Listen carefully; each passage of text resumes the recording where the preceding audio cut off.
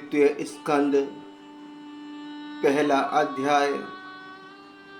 ध्यान विधि और भगवान के विराट स्वरूप का वर्णन।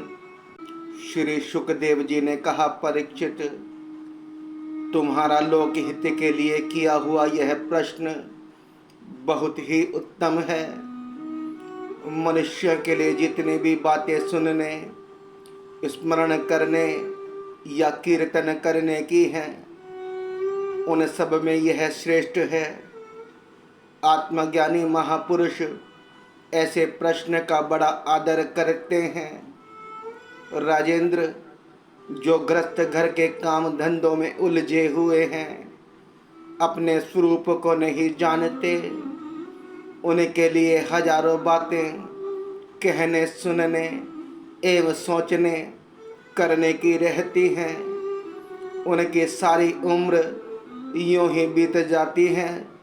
उनकी रात नींद या स्त्री प्रसंग से कटती है और दिन धन की हाय हाय या कुटुंबियों के भरण पोषण में समाप्त हो जाता है।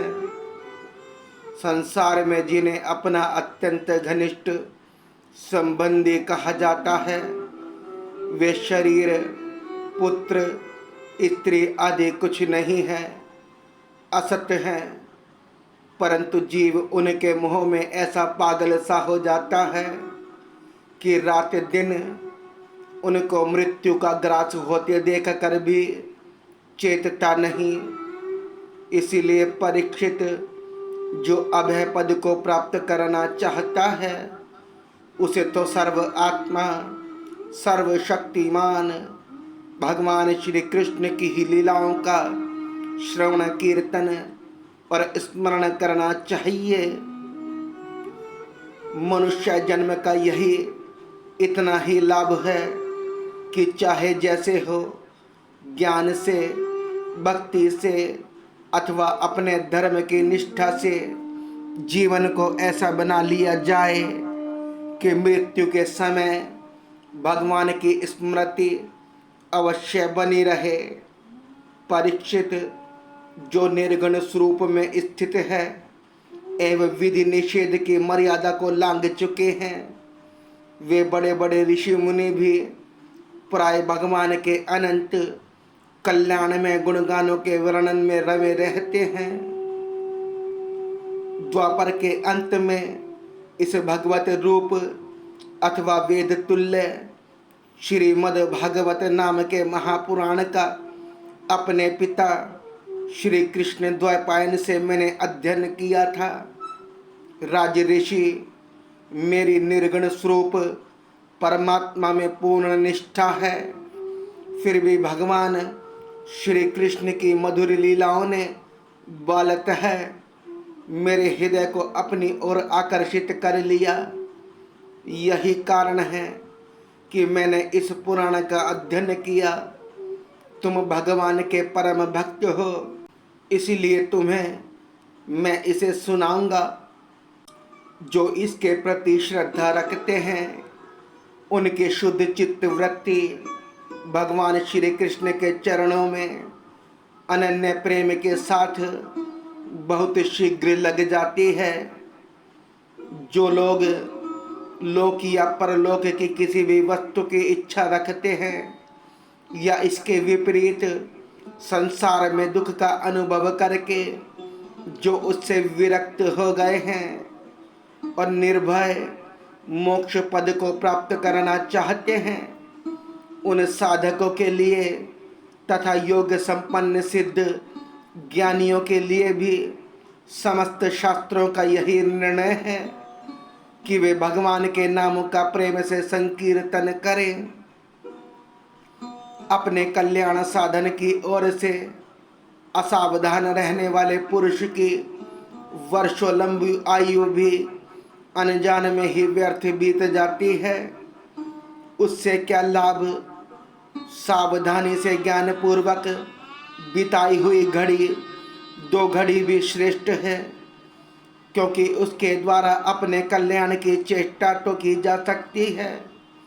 राज ऋषि खटवांग अपनी आयु की समाप्ति का समय जानकर दो घड़ी में ही सब कुछ त्याग कर भगवान के अभय पद को प्राप्त हो गए। परीक्षित, अभी तो तुम्हारे जीवन की अवधि 7 दिन की है। इस बीच में ही तुम अपने परम कल्याण के लिए जो कुछ करना चाहिए सब कर लो। मृत्यु का समय आने पर मनुष्य घबराए नहीं। उसे चाहिए कि वह वैराग्य के शस्त्र से शरीर और उससे संबंध रखने वालों के प्रति ममता को काट डाले।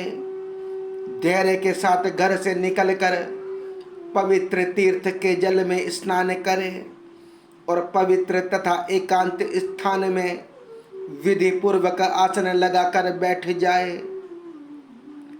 तत्पश्चात परम पवित्र आऊम इन 3 मात्राओं से युक्त प्रणव का मन ही मन जप करें। प्राणवायु को वश में करके मन का दमन करें और एक क्षण के लिए भी प्रणव को ना भूलें। बुद्धि की सहायता से मन के द्वारा इंद्रियों को उनके विषयों से हटा लें और कर्म की वासनाओं से चंचल हुए मन को विचार के द्वारा रोक कर भगवान के मंगलमय रूप में लगाएं।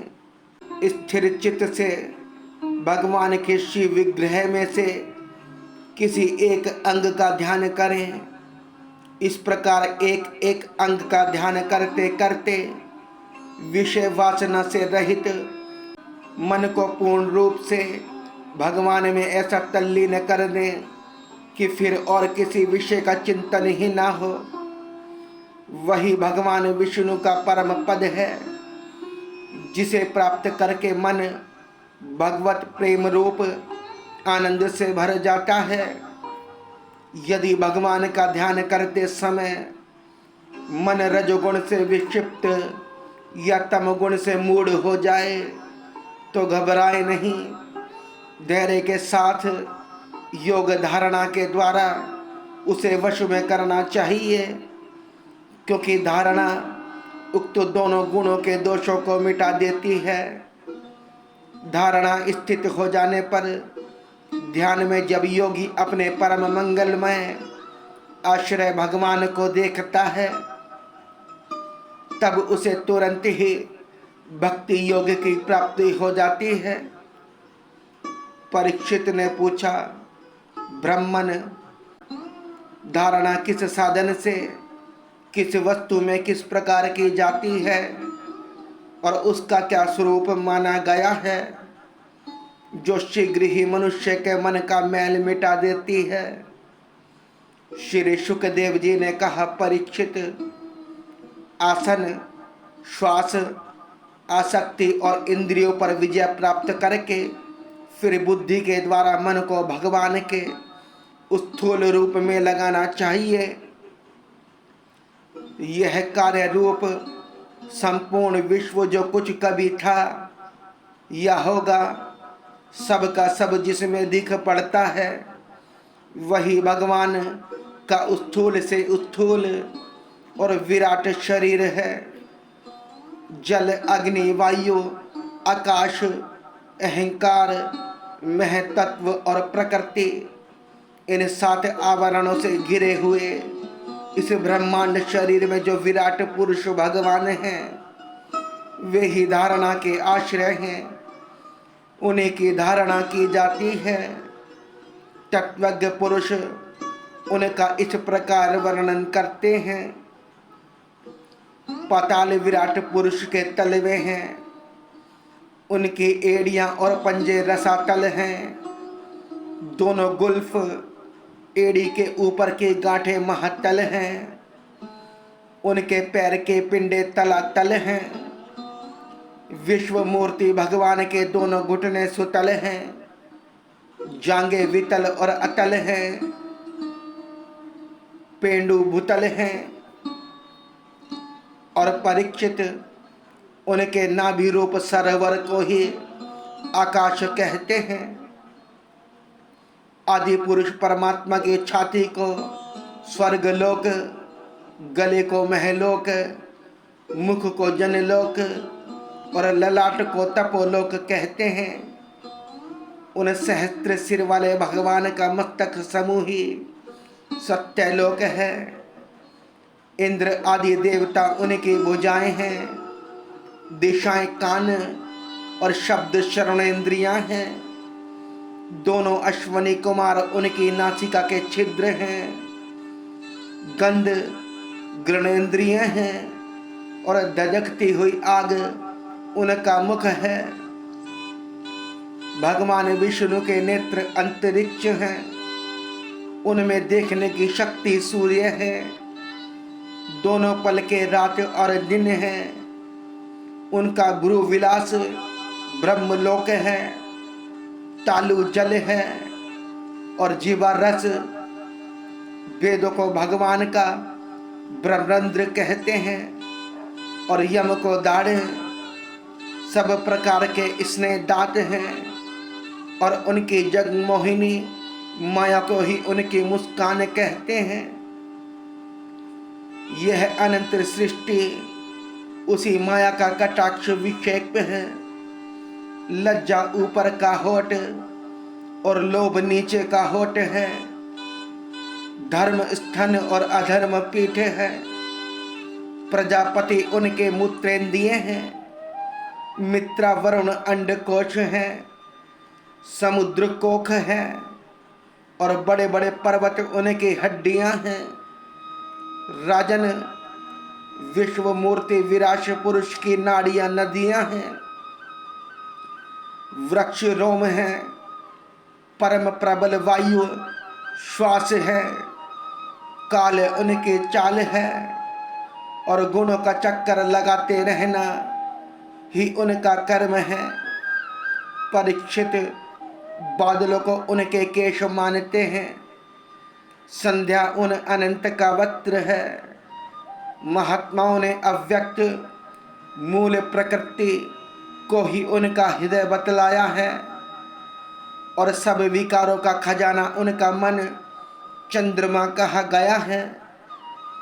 मह तत्व को सर्व आत्मा भगवान का चित्त कहते हैं और रुद्र उनके अहंकार कहे गए हैं। घोड़े खच्चर ऊंट और हाथी उनके नख हैं। वन में रहने वाले सारे मर्ग और पशु उनके कटी प्रदेश में स्थित हैं। तरह तरह के पक्षी उनके अद्भुत रचना कौशल हैं। स्वयंभू मनु उनकी बुद्धि है और मनु के संतान मनुष्य उनके निवास स्थान है। गंधर्व विदाधर चारण और अप्सराएं उनके षडज आदि स्वरों की स्मृति है। दैत्य उनके वीर्य हैं। ब्राह्मण मुख, क्षत्रिय भुजाएं, वैश्य जंघाएं और शूद्र उन विराट पुरुष के चरण हैं।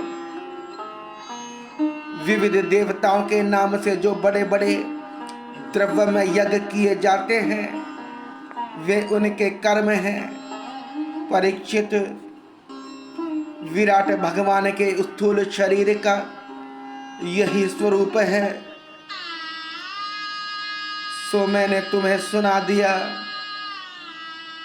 इसी में मुमुक्षु पुरुष बुद्धि के द्वारा मन को स्थिर करते हैं, क्योंकि इससे भिन्न और कोई वस्तु नहीं है। जैसे स्वप्न देखने वाला स्वप्न अवस्था में अपने आप को ही विविध पदार्थों के रूप में देखता है, वैसे ही सबकी बुद्धि वृत्तियों के द्वारा सब कुछ अनुभव करने वाला सर्व अंतर्यामी परमात्मा भी एक ही है। उन सत्य स्वरूप आनंद निधि भगवान का ही भजन करना चाहिए। अन्य किसी भी वस्तु में आसक्ति नहीं करनी चाहिए, क्योंकि यह आसक्ति जीव के अधपतन का हेतु है।